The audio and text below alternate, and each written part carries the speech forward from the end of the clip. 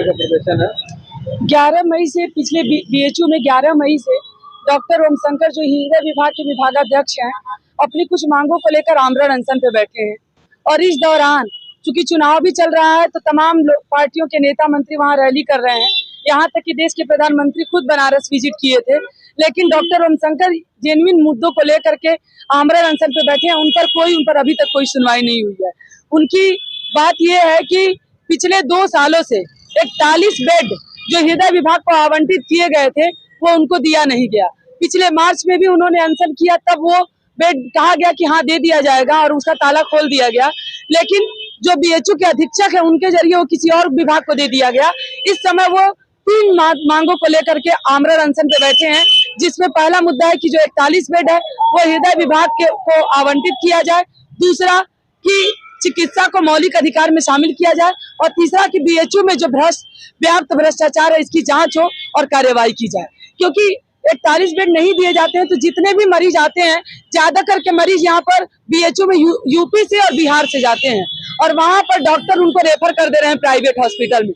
आप सोचिए कि प्राइवेट हॉस्पिटल में हर कोई नहीं जा सकता है, प्राइवेट हॉस्पिटल में सबको जाने की क्षमता नहीं है, कितने सारे लोग दम तोड़ देते हैं। और ये केवल बीएचयू की हालत नहीं है, पूरे देश भर की हालत यही है कि WHO कहता है कि 1000 लोगों पर 1 डॉक्टर होने चाहिए, लेकिन हमारे देश में 11,800 लोगों पर 1 डॉक्टर है। यानी पैमाने के हिसाब से हमारे देश में लाखों डॉक्टर किसकी जरूरत है।